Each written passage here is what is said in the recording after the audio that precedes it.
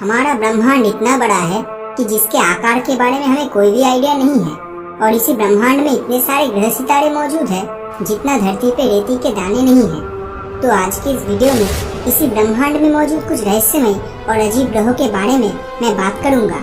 और हो सके तो इस वीडियो को एकदम लास्ट तक जरूर देखना, क्योंकि लास्ट वाला प्लेनेट सबसे अजीब और कमाल का होने वाला है, द डायमंड प्लेनेट। इस प्लेनेट का असली नाम है 55 कैंक्री ई और ये एक ऐसा ग्रह है जो कि हीरे का बना है। इस प्लेनेट का हीरे से बना हिस्सा हमारी धरती के पूरे वजन से लगभग 3 गुना ज्यादा है। इस प्लेनेट को साल 2004 में डिस्कवर किया गया था।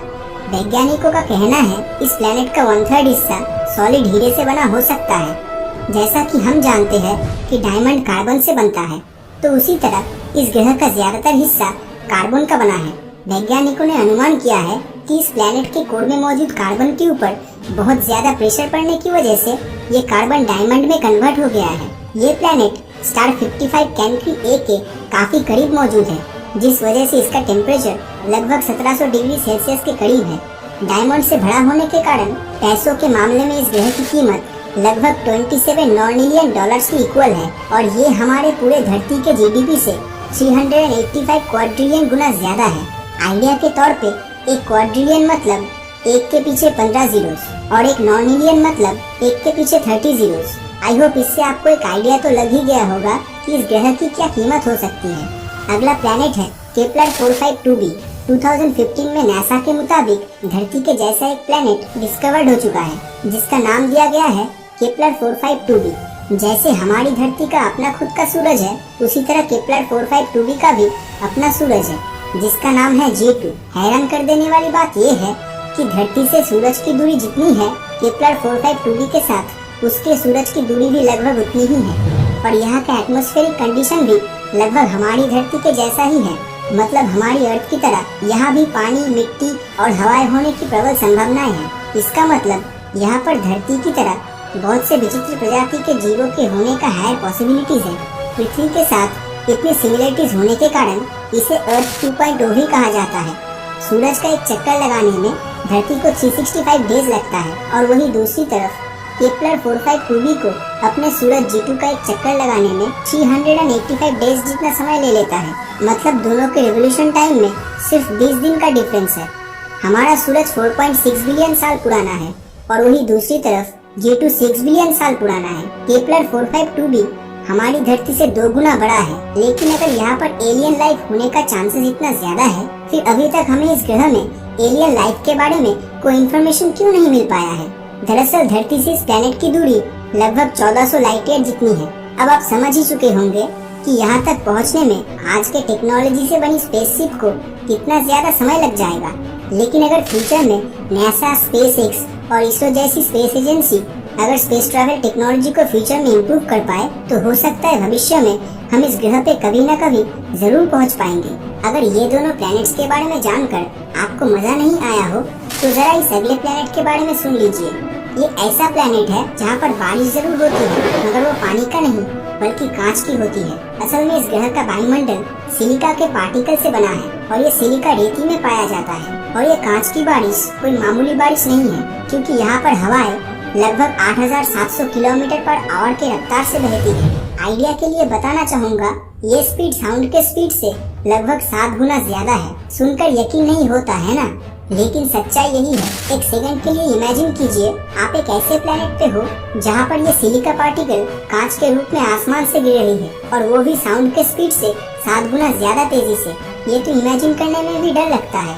इसके साथ इस ग्रह का तापमान लगभग 930 डिग्री सेल्सियस के करीब है, जो यही सिलिका पार्टिकल को पिघलाकर कांच में कन्वर्ट कर देता है। ये प्लेनेट HD 189773b को बाहर से देखकर कौन बता सकता है कि यहाँ पर कांच की बारिश होती है। अगला प्लेनेट है ग्लिस 436b। इस प्लेनेट को 2004 में डायमंड प्लेनेट के साथ ही डिस्कवर किया गया था। इस ग्रह की खासियत ये है कि ये एक आग में जलने वाला बर्फ का प्लेनेट है। अब ये सुनकर हर कोई बोल सकता है कि भाई ये क्या बकवास कर रहा है, ग्रह पूरा बर्फ से बना है और फिर भी जल रहा है। लेकिन यकीन मानिए फ्रेंड्स, यही इस ग्रह की खासियत है। और इस प्लेनेट का एवरेज टेम्परेचर 450 डिग्री सेल्सियस है। मतलब पूरी तरह बर्फ से ढका हुआ प्लेनेट जिसकी एवरेज टेम्परेचर पानी के बॉइलिंग पॉइंट से 4 गुना ज्यादा है। लेकिन आखिर ऐसा कैसे हो पाया है?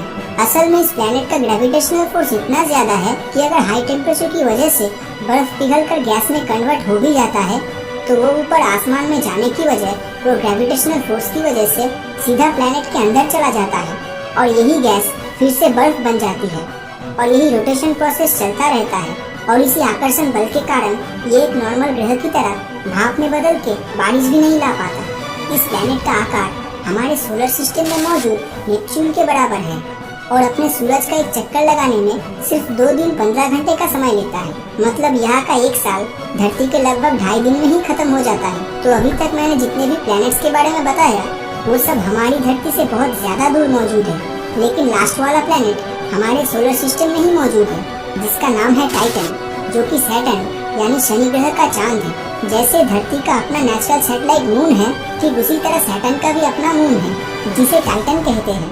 लेकिन इसमें आखिर ऐसी क्या खास बात है? टाइटन का एटमॉस्फेयर इतना डेंस है कि ईयर 2005 से पहले हमें ये पता भी नहीं था कि इसके भीतर की सतह पे क्या क्या मौजूद है। तो 2005 के बाद वैज्ञानिक टाइटन के भीतर की सतह के बारे में जान पाने में सक्षम हुए थे, जो कि कुछ इस तरह दिखता है। ये एक ऐसी जगह है जहाँ पर एटमॉस्फेयर के साथ साथ नदियाँ और झील भी मौजूद है। यहाँ तक टाइटन पर धरती की तरह ही बारिश होती है, लेकिन यहाँ का टेम्परेचर -179 डिग्री सेल्सियस जितना है। इसी वजह से यहाँ पर पानी भी छूने पर बिल्कुल एक चट्टान के जैसा महसूस हो सकता है। और यहाँ पर natural gas methane gaseous condition में नहीं बल्कि लिक्विड स्टेट में रहता है।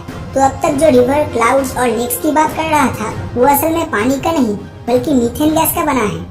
अब तक टाइटन ग्रह के सिर्फ 20% रीजन के बारे में ही साइंटिस्ट जान पाए हैं, लेकिन सिर्फ उसी 20% रीजन में इतना ज्यादा नेचुरल गैस मौजूद है जो हमारी पूरी धरती में मौजूद नेचुरल गैस और तेल से 100 गुना ज्यादा है। जिस तरह हमारी धरती पर नेचुरल रिसोर्सेज की कमी दिखाई दे रही है, उस हिसाब से भविष्य में टाइटन ग्रह पर स्पेस मिशन करना इंसानी सभ्यता के लिए बहुत ही फायदेमंद हो सकता है।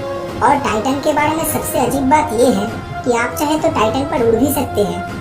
असल में टाइटन का एटमॉस्फेयर इतना ज्यादा डेंस है और दूसरी तरफ यहाँ का ग्रेविटी उतना ही कम है। तो इसी वजह से अगर आप अपने दोनों हाथ और पैरों में पंख लगाकर उड़ने की कोशिश करते हो तो आप आसानी से टाइटन के एटमॉस्फेयर में उड़ पाएंगे किसी पंछी की तरह, जो हमारी धरती पे कर पाना लगभग नामुमकिन है। तो इन सारे प्लैनेट्स में से आपको कौन सा सबसे अच्छा लगा नीचे कमेंट करके जरूर बताएं। और अगर ये वीडियो आपको अच्छा लगा हो तो इस वीडियो को लाइक और अपने दोस्तों के साथ शेयर करना मत भूलना। और अगर अभी तक आपने हमारे चैनल को सब्सक्राइब नहीं किया है तो सब्सक्राइब करके नोटिफिकेशन बेल को ऑन कर दीजिए, क्योंकि मैं ऐसी ही वीडियोस हर हफ्ते लाता रहता हूँ। तो मिलता हूँ आपसे अगले वीडियो में और हमेशा की तरह थैंक्स फॉर वॉचिंग।